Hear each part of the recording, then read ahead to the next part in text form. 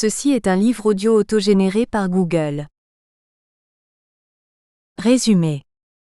Cet ouvrage vise à comprendre les pratiques de transmission de 2 enseignants de français langue étrangère, FLE, à partir d'un manuel universaliste, utilisé dans un contexte local, ici le contexte libyen. Le rapport des enseignants à la règle, et les motifs qui orientent leurs écarts sont alors au centre de notre démarche analytique. Situé au croisement de la didactique des langues, des sciences du langage et de l'ergonomie de travail, la recherche porte sur la relation entre la prescription comme contrainte institutionnelle et le style d'agir professoral. Parce que les motifs et les sources de transmission sont pluriels et partagés entre les différents acteurs sociaux de la classe, enseignants et apprenants, et fonctionnent par le biais d'outils sémiotiques spécifiques, tableaux et manuels pour n'en citer que les principaux, notre réflexion est nécessairement pluridisciplinaire. La problématique de cet ouvrage interroge ainsi les stratégies de reformulation des consignes du même manuel par 2 enseignants. De telles interrogations permettent d'identifier des styles professoraux particuliers et de questionner leur efficacité pragmatique dans le processus d'enseignement. Si notre charpente théorique se base de manière privilégiée sur la prescription éducative, la théorie sociologique de l'acteur social dans son rapport à la règle, l'activité de reformulation dans le discours, il n'en demeure pas moins qu'elle puise généreusement dans une bibliographie plus large de l'analyse du discours et des théories de la pensée enseignante. Sur le plan méthodologique, notre démarche est qualitative, et nous avons privilégié l'observation non participante de l'interaction ainsi que l'entretien d'autoconfrontation simple. Notre corpus d'analyse, enregistré, transcrit et enrichi d'observations, relate 2 enseignements différents, celui de Nadia et de Fouad, tous 2 dans le même cadre universitaire. Mots-clés, consignes de manuel, contexte libyen, français langue étrangère, interaction didactique, stratégie de reformulation, style d'agir professoral.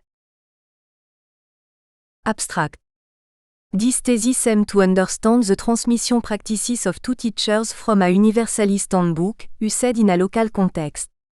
The teacher's relationship to the rule and the reasons that guide their difference are at the core of our analytical approach. Placed at the crossroads of language learning and teaching, language science and ergonomics of work science, the research focuses on the linkage between prescription and institutional constraint and a teaching method. The motive and the source of transmission are plural and shared between various social actors of the class, both teachers and learners. Furthermore, they work and interact through specific semiotic tools, board and handbook to name only the main. For those reasons our reflection is necessarily multidisciplinary. The challenge of this thesis thus questions a notion of reformulation and transmission strategies. How do 2 teachers recast the same instruction in the same context? By asking, we're trying to observe and identify signs of teachers' action style, and to question their pragmatic effectiveness in the teaching process. Hence, our theoretical framework is mostly based on the study of educational prescription, the sociological theory of the social actor in its relation to the rule, and the activity of reformulation in the discourse. It nonetheless remains that it draws generously in a broader bibliography of discourse analysis and the teacher thinking theories. On the methodological front, our approach is qualitative, based on a non-participant observation of the interaction as well as on the simple self-confrontation interview. Our corpus of analysis, recorded, transcribed and enriched by observation, relate 2 different teaching, that of Nadia and Fouad. Keywords, didactique interaction, French a foreign language, handbooks instruction, Libyan context, reformulation stratégie, teaching style. Citation. Faiza, c'est à ta mémoire que je dédie cet ouvrage. Et dis, ô Monseigneur, accrois mes connaissances. Verset 114, Sourate Taha. Et parmi ces signes la création des cieux et de la terre, et la variété de vos idiomes et de vos couleurs. Il y a en cela des preuves pour les savants. Verset 30 à 22, Sourate Ar-Rum. Remerciements. Je tiens avant tout à remercier Madame la professeure Francine Sicurel, pour la confiance qu'elle m'a d'emblée accordée lors de notre prise de contact à distance, et pour avoir accepté de diriger mon ouvrage. Son apport scientifique, et notamment autour de la didactique et de l'agir professoral, a largement contribué à fournir les premières réponses à mes questionnements. Attentive aux plus petits détails de la recherche, parfois par des mots entre les lignes, elle a toujours valorisé mon travail. Sa modestie est pour moi un exemple, et c'est dans cette relation de confiance, de respect, de soutien, de patience de pédagogue et de conscience de didacticienne que ce travail de recherche a pu être mené à bien. Je remercie également les membres du jury, Madame la professeure Fatima Chnan Davin, Monsieur le professeur Jean-Paul Narcy-Combe, Monsieur le professeur Daniel Véronique, pour l'intérêt qu'ils portent à cet ouvrage. Je tiens aussi à remercier l'Université Paris 3 Sorbonne Nouvelle et Monsieur Dan Savatowski pour la qualité de la formation scientifique proposée. J'adresse aussi mes remerciements aux professeurs des séminaires doctoraux, MMES Sophie Moirand, Muriel Molinier et à nouveau, Madame Francine Sicurel, ainsi que Jean-Paul Narcy-Combe et Daniel Véronique. J'exprime ma gratitude au groupe IDAP avec lequel j'ai enrichi mes connaissances sur l'agir professoral et partagé des relations humaines privilégiées. Je remercie Madame Véronique Rivière pour sa production scientifique singulière sur la prescription en didactique des langues, qui m'a servi de référence principale. Mais cet ouvrage n'aurait pu être réalisé sans l'engagement de mes collègues Nadia et Fouad et des étudiants de l'Université de Tripoli, qui ont fourni la matière de cette recherche de terrain. Je leur adresse mes plus vifs remerciements. Je remercie aussi mes lecteurs Régine et Guillaume. Enfin, mes remerciements les plus chaleureux vont à ma famille pour son immense soutien, mes féus parents qui m'ont toujours appris à me battre pour le savoir et pour l'amour de l'humanité, ainsi que mes sœurs et mes frères, Anissa, Aïcha, Noureddine et Adèle.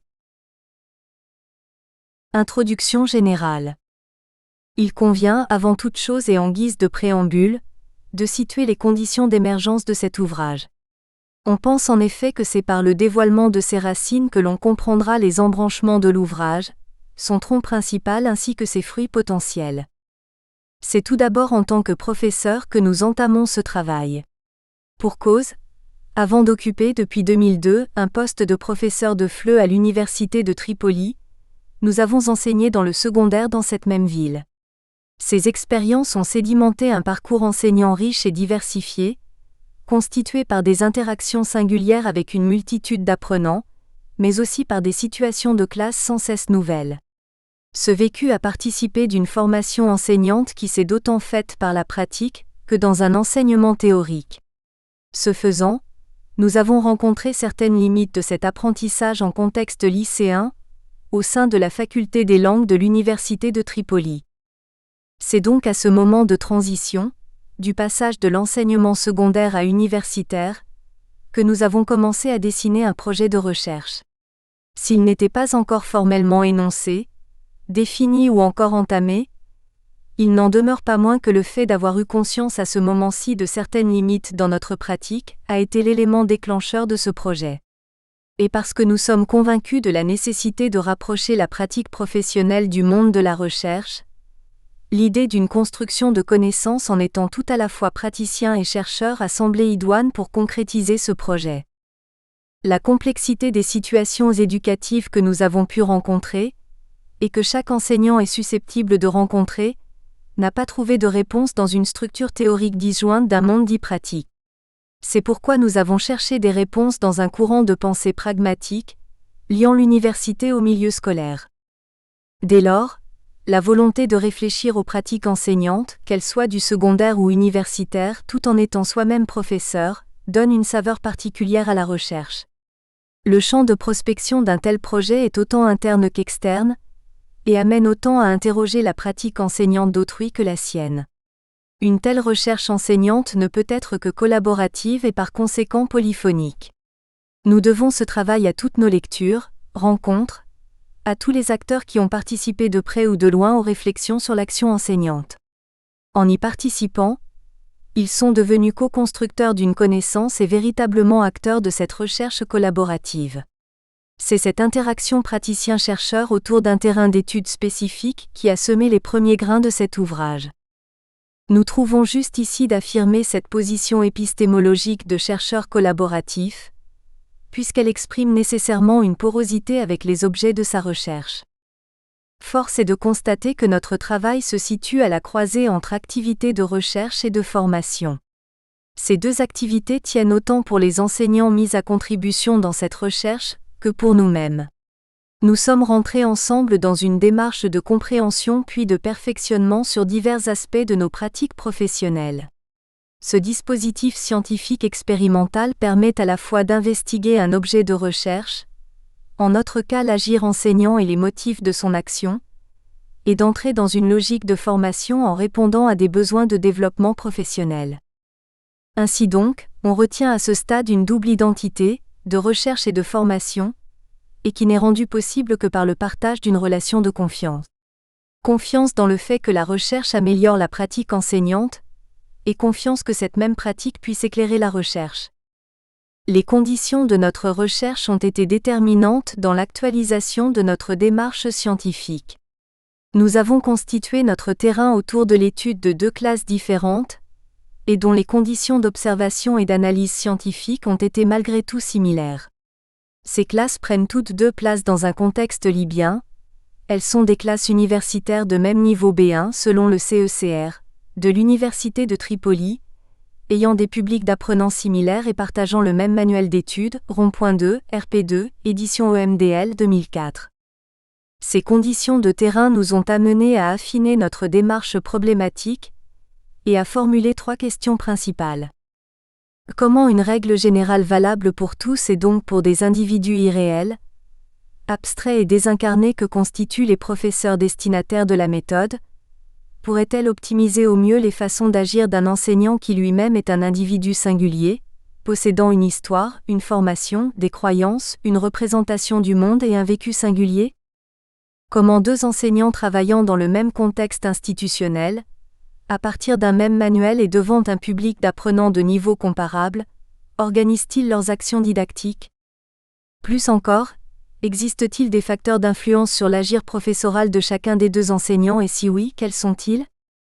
Ce triptyque sous-tend notre réflexion globale et articule notre pensée autour de thèmes névralgiques, la prescription, le style et l'écart à la règle, et les motifs de l'action.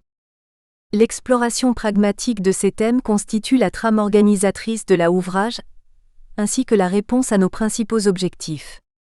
Dès lors, ce travail vise à rapprocher les différents acteurs du processus complexe d'enseignement. D'une part, les producteurs des discours prescriptifs dans le champ de la didactique des langues, DDL, et d'autre part, les utilisateurs récepteurs de ces prescriptions, à savoir les enseignants et les apprenants. Compte tenu de la diversité des contextes de production et de réception, nous devons ici reconnaître le caractère modeste de notre contribution. Cependant, une telle recherche propose une compréhension des usages et des pratiques réelles de transmission. En outre, elle ambitionne non seulement de comprendre certaines modalités de l'agir professoral mais aussi des contraintes qui lui sont inhérentes. À partir de là, nous visons à tester l'hypothèse déjà émise par Sicurel, 2011A et 2013, et qui porte sur la singularité de l'enseignant dans les pratiques de transmission, qu'il s'agisse d'une culture d'enseignement globale ou locale. Les usagers professeurs, alors même qu'ils ont à leur disposition des matériaux identiques, par exemple une méthode, sont à même d'inventer des modes de réalisation qui leur sont propres et constituent leur style. Sicurel 2011A, 156. Afin de répondre au mieux à ces pistes problématiques et de tester cette hypothèse ainsi formulée, nous proposons un parcours scientifique en 3 parties et 9 chapitres. Chacune des parties vient fortement structurer notre projet selon une rhétorique choisie. Nous avons pensé judicieux de commencer par l'élaboration d'un cadre théorique, agissant comme une charpente épistémologique pour l'ouvrage. Puis en deuxième partie de poser les bases méthodologiques retenues pour la constitution de notre terrain. C'est donc logiquement qu'une troisième partie vient clore l'ouvrage et entrer en résonance avec les 2 précédentes parties. Les analyses qu'elle propose articulent la théorie à la pratique. Il convient néanmoins de revenir plus finement sur les chapitres qui assemblent et coordonnent ces 3 grandes parties. En préalable nécessaire à toute étude solide et fiable, nous avons cru juste d'expliciter le contexte de notre recherche. On peut volontiers justifier ce choix scientifique par comparaison à un processus analytique des sciences de l'information et de la communication, et plus précisément de la sémiotique. On ne peut comprendre un objet de recherche que lorsqu'il est interrogé dans toute sa chaîne de vie médiatique, de ses sources à ses réceptions, en passant par sa fabrication, sa production et sa diffusion. On appelle cette chaîne de vie médiatique, avant réception de l'objet, les conditions de production. En notre cas, les conditions de production de notre recherche sont les conditions qui situent et favorisent son émergence. C'est d'abord par l'étude du contexte libyen, en tant qu'il est le contexte d'usage du manuel RP2 que nous ouvrons l'ouvrage. De ce fait, le contexte historique et sociolinguistique de la Libye est particulièrement éclairant quant à notre recherche. Il nous permet d'introduire le contexte de l'enseignement du français langue étrangère sur ce même territoire. Ces premiers éléments posent ainsi le contexte précédent puis accompagnant l'introduction du manuel étudié en Libye, et relativement au modèle didactique prescrit par l'Union européenne à travers son cadre européen commun de référence pour les langues, CECR. L'analyse se porte logiquement ensuite sur l'outil sémiotique de référence dans notre étude, le manuel RP2. Il est le prétexte à l'analyse de thèmes inévitables de notre étude, et notamment la question de la prescription. La base théorique de notre réflexion emprunte à Amig, 2009, sa perspective historico-culturelle selon laquelle les prescriptions sont des artefacts culturels, produits de l'activité humaine et par conséquent soumis à des transformations sociales.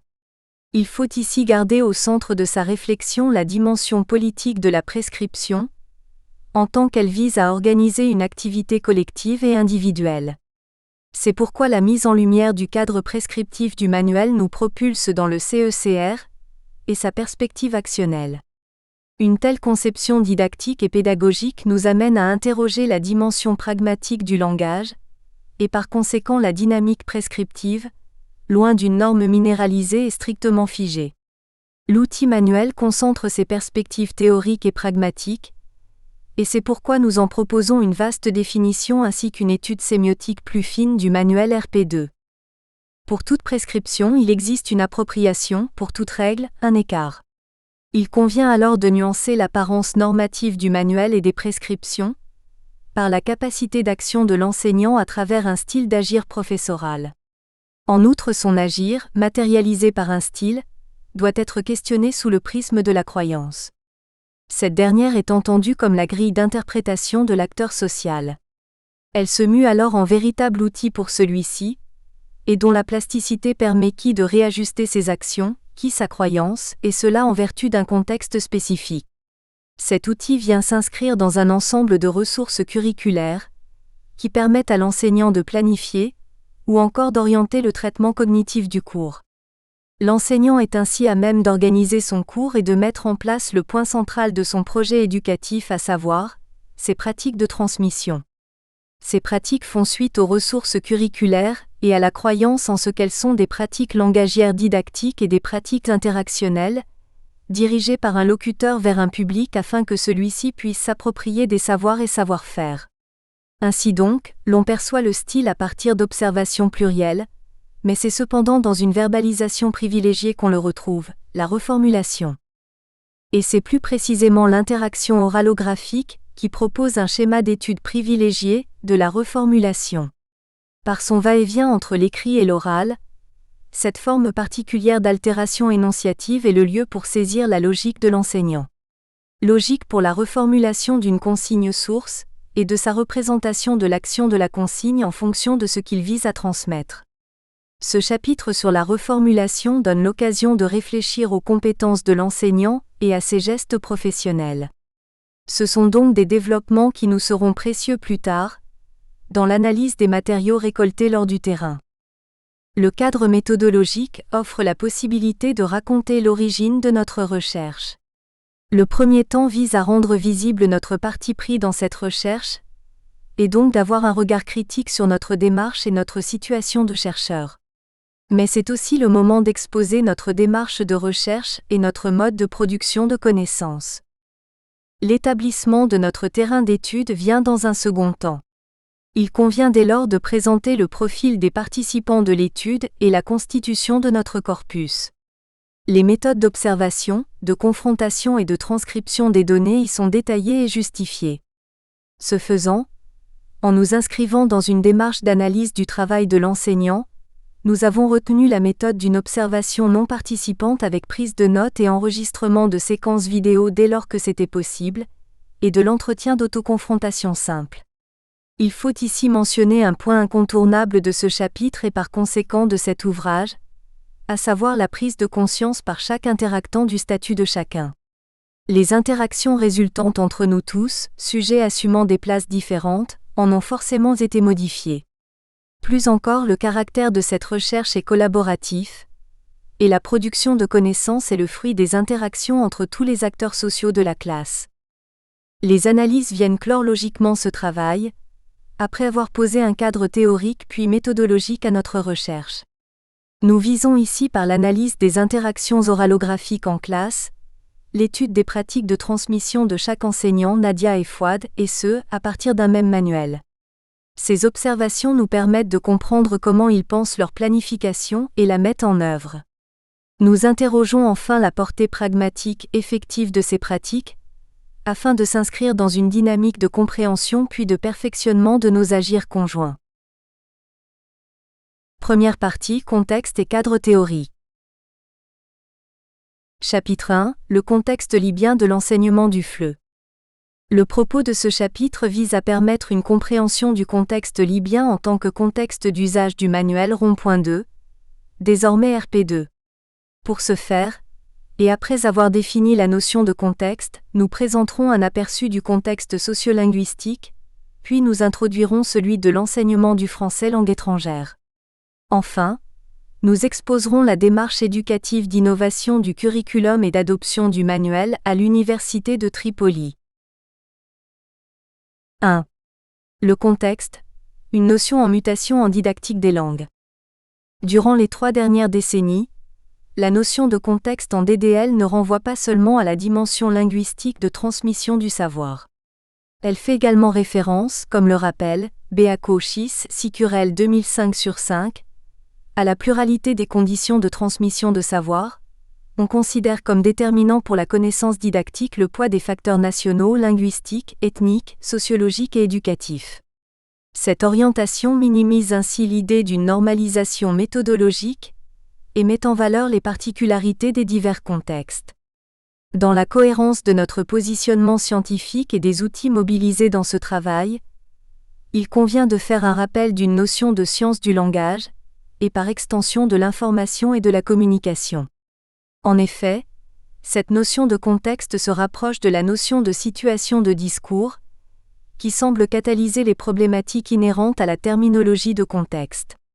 Dès lors, d'après Ducrot et Schaeffer, 1972-1995/764, et situation de discours, l'ensemble des circonstances au milieu desquelles a lieu une énonciation, écrite ou orale.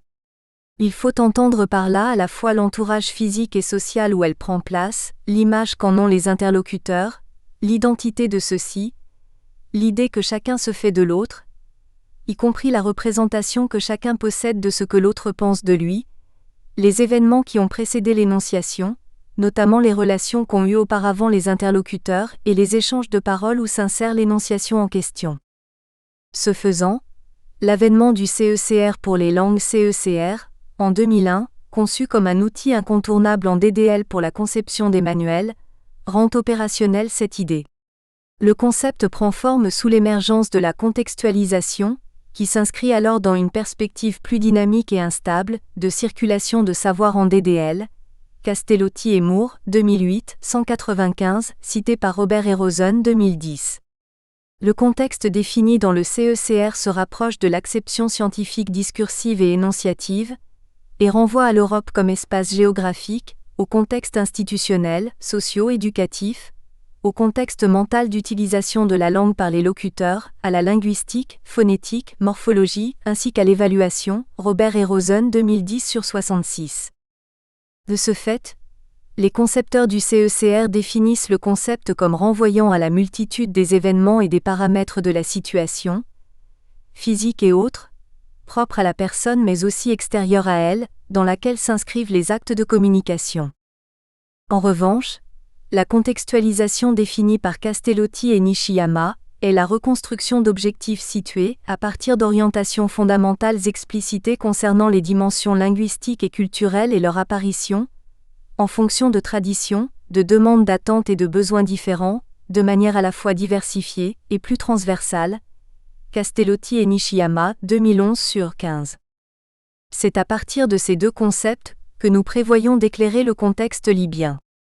Cependant, sans prétendre dresser une représentation complète de ce contexte politico-géographique et sociolinguistique de production du CECR, il convient avant tout de rappeler à la suite de Besse 2011 que, bien que cet outil s'inscrive dans une démarche élargie du Conseil de l'Europe, CE, son enjeu primordial est l'attribution d'un modèle didactique institutionnel d'usage et d'enseignement-apprentissage des langues. Ce modèle est donc conçu selon les traditions didactiques européennes, qui plus est, il est pensé dans et pour le contexte européen, qui se veut attentif à la pluralité des traditions didactiques européennes mais qui est néanmoins orienté par l'objectif général du CE. Besse, 2011/152. À cet égard, nous savons que théoriquement, ce modèle se réfère à la théorie de l'agir social, et comme le souligne Goulier 2011, il prend pour point de départ non pas la langue mais l'action de l'apprenant, afin de favoriser son autonomie et l'inciter à développer une compétence plurilingue dans un contexte européen. La théorie de l'agir social fera l'objet de précisions détaillées dans la suite de ce travail, notamment à travers le déploiement du courant pragmatique, qui irrigue notre recherche et la vision scientifique que nous adoptons. Ce bref rappel nous paraît crucial et permet d'orienter notre réflexion dans la démarche de compréhension du contexte libyen. Et pour cause, les conditions d'introduction du manuel RP2 et l'adoption de la perspective actionnelle sont, comme nous allons le développer dans ce chapitre, des conditions de réforme, d'innovation et de valorisation du contexte compris dans son acception plus globale. Dès lors, ces précédentes conditions prennent à la fois compte de la politique linguistique particulière à l'égard des langues étrangères en Libye. 2. Le contexte sociolinguistique en Libye. 2.1. Éléments d'histoire. Avant de parler du contexte sociolinguistique de la Libye, il importe de replacer son territoire dans un contexte historique, géographique et démographique. Située au cœur de l'Afrique du Nord, ouverte sur la Méditerranée, la Libye partage ses frontières avec 6 pays. Les uns font partie des pays arabes, l'Égypte à l'est, l'Algérie à l'ouest et la Tunisie au nord-ouest. Les autres appartiennent à l'Afrique, le Soudan au sud-est, le Tchad et le Niger au sud. La Libye possède une superficie de 1 759 540 km², équivalent à 3 fois la France. En outre, la population de la Libye était estimée, en 2008, à 6,1 millions d'habitants.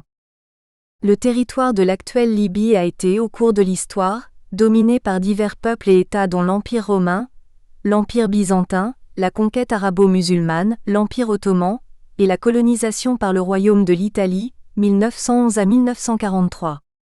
Le Royaume de Libye est proclamé en 1952, puis renversé en 1969 lors d'un coup d'État mené par Mouammar Kadhafi. Ce dernier a ensuite exercé un pouvoir sans partage sur le gouvernement, jusqu'au déclenchement, en 2011, d'une révolte armée contre le régime. Le pays ne parvient cependant pas à jeter les bases d'un régime politique stable et connaît depuis 2014 une guerre civile. Force est de constater dans ce premier contexte que la Libye atteste d'une diversité à la fois linguistique, culturelle et ethnique. C'est pourquoi dans une démarche d'actualisation de ces données, on annonce l'impact évident de cette histoire politique sur la politique linguistique libyenne à l'égard des langues étrangères. 2.2. Un contexte diglossique. Le contexte sociolinguistique en Libye est caractérisé par l'existence de 3 variétés langagières: l'arabe, le berbère et le tedaga. La zone arabophone s'étend sur la plupart du territoire et comprend 90% de la population. Une deuxième zone langagière à l'ouest, Djebel Nefoussa, de berbérophones, est estimée à 700 000 locuteurs sur l'ensemble des habitants. La troisième zone, dans laquelle le tedaga est parlé par les Toubous et les Touaregs, se trouve au sud, à la frontière avec l'Algérie. Dans cette diversité linguistique, c'est la langue arabe qui est la langue officielle du pays.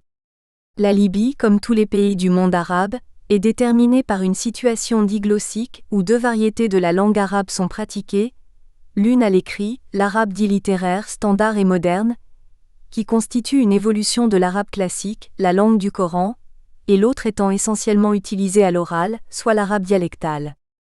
À la différence du bilinguisme qui constitue la qualité d'une personne ou d'une communauté maîtrisant deux langues, d'après la conception proposée par Ferguson, 1959, une diglossie ressort de la distinction entre deux variétés génétiquement parentes en usage dans une communauté, l'une symbole de prestige, généralement associée aux fonctions nobles de la forme écrite d'une langue, variété haute, L', autre symbole des fonctions, de la vie quotidienne, variété basse, chacune remplissant ainsi une part bien à elle dans la société et dans la vie des personnes. Ferguson souligne qu'il s'agit de fonctions complémentaires dans une relation stable qui a pu durer des siècles. Tabouret-Keller 2006/114. La situation diglossique en Libye peut s'ajuster aux critères linguistiques et sociolinguistiques définis par Ferguson, 1959. Ainsi, d'une part, on peut constater que les deux variétés de la langue arabe haute et basse sont relativement identiques au niveau grammatical, lexical et phonologique, bien que la grammaire soit plus complexe et le lexique plus riche dans la variété haute. Cependant, ces deux variétés manifestent des différences de prestige, d'héritage littéraire, d'acquisition, de sensibilisation, de stabilité ibidem. En somme, deux pratiques langagières se dégagent dans la société libyenne, celle de la variété basse, pour la socialisation de l'enfant, et celle de la variété haute, cette dernière n'étant jamais acquise comme langue de socialisation. En effet, elle est utilisée à l'école comme langue de scolarisation, avec des différences marquées selon l'âge d'apprentissage.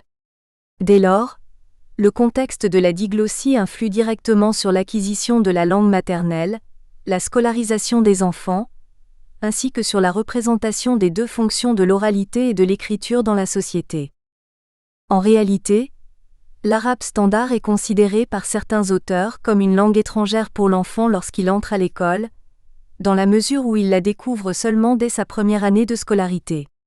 À cet égard, Fitouri 1998/50, dans sa thèse intitulée Grammaire et enseignement du français aux étudiants libyens, a constaté l'impact de la diglossie sur l'apprentissage du FLE, et a souligné que même si l'apprenant connaît le système phonologique et une partie du système lexical, la syntaxe et son apprentissage lui sont totalement étrangers. Quant aux images des deux variétés basses et hautes, au sein de la société, l'arabe dialectal est lié à l'oralité et à la vie quotidienne, alors que l'arabe standard est associé à l'écriture en tant que langue du patrimoine religieux et littéraire. Ce dernier est également le moyen de la transmission du savoir à l'école. De ce fait, la représentation de la valorisation de l'écriture et des textes peut être observée au sein de la culture éducative.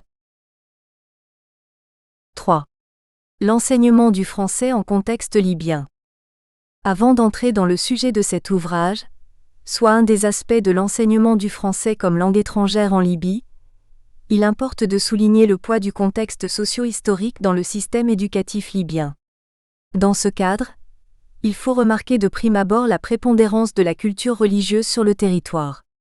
Ainsi, mosquées et écoles coraniques sont présentes et manifestement visibles dans les institutions éducatives au sein de la société. Un phénomène régional particulier est à mentionner ici.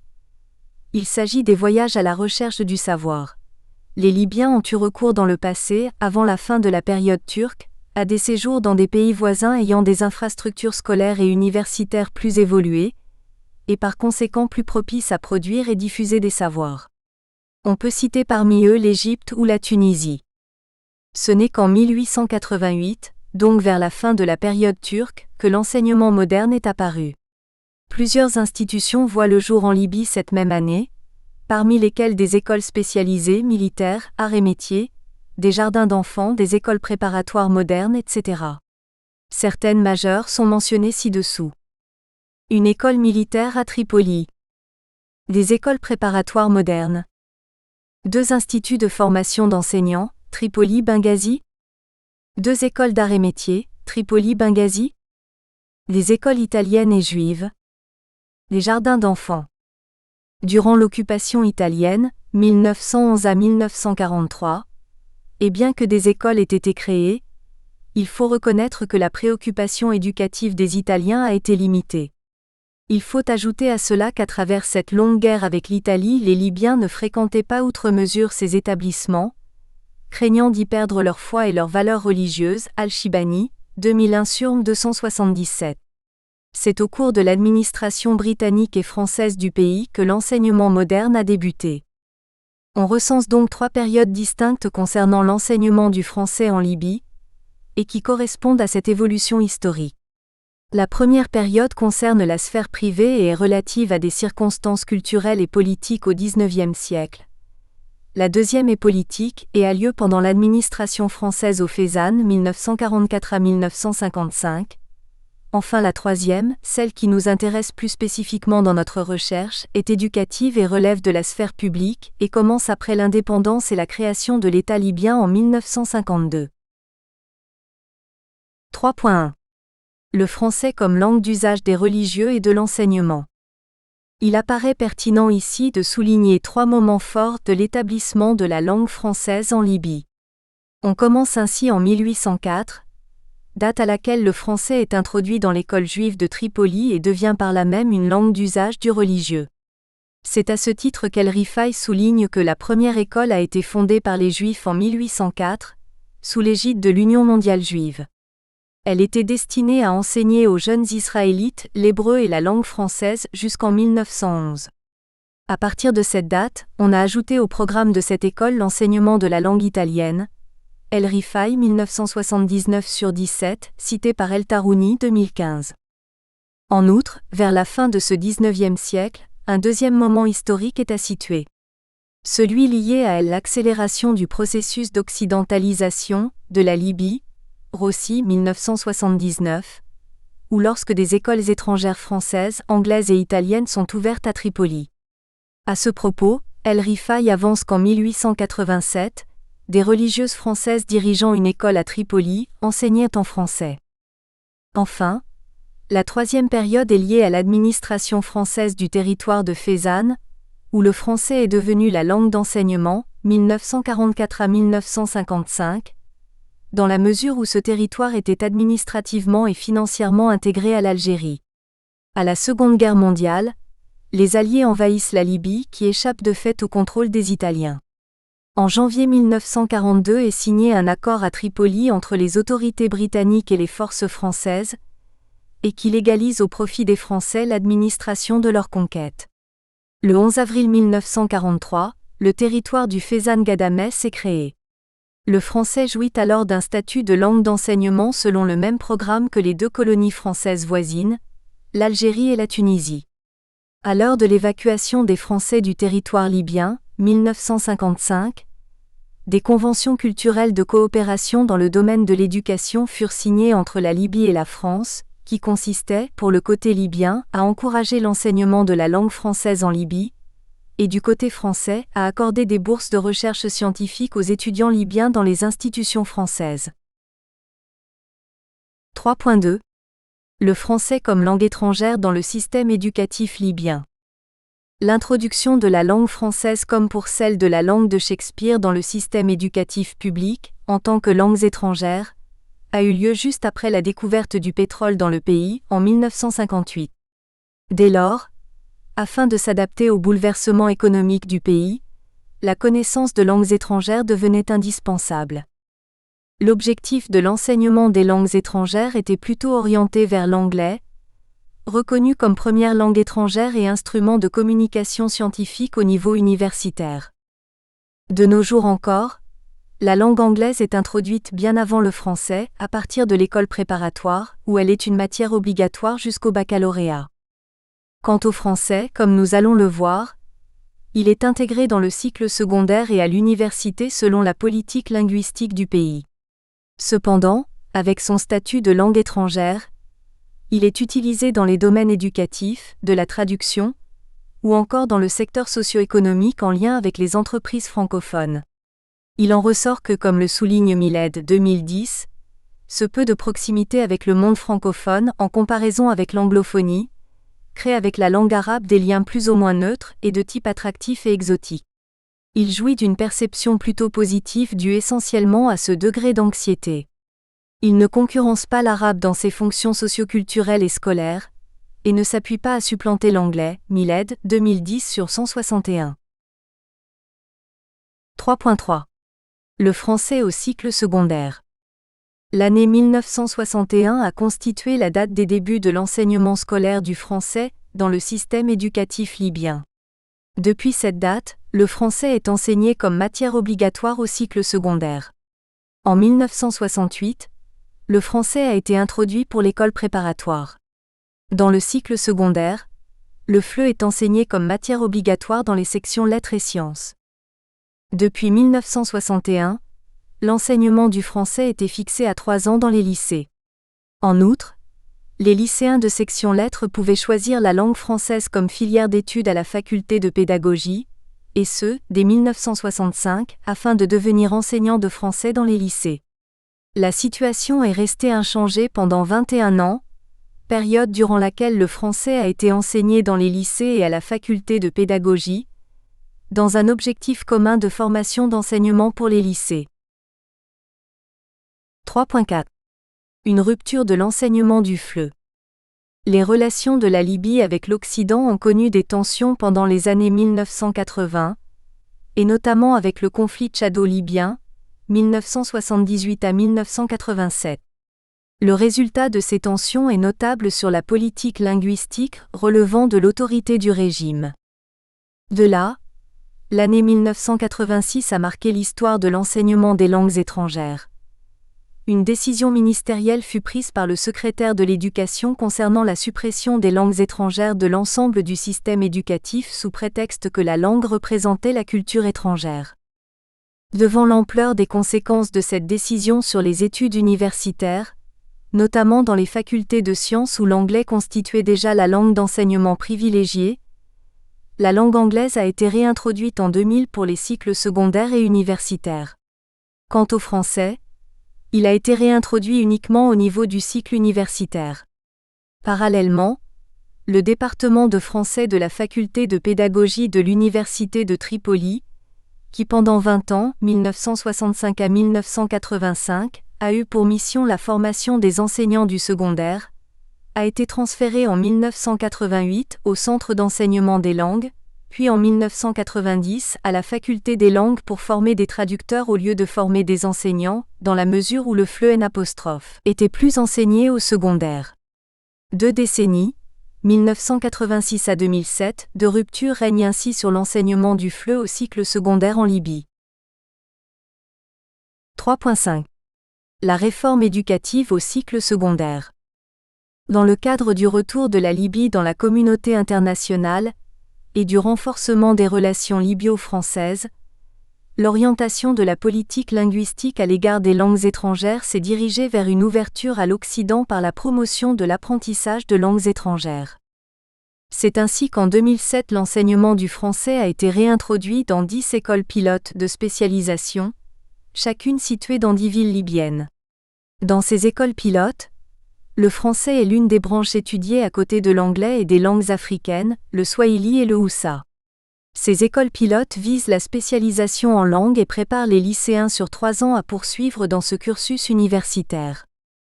Néanmoins, l'un des paradoxes associés au retour du FLE, c'est le manque d'enseignants formés en mesure de répondre aux besoins de ce nouveau contexte, puisque pendant 20 ans, 1986 à 2007, aucune formation d'enseignants n'a eu lieu.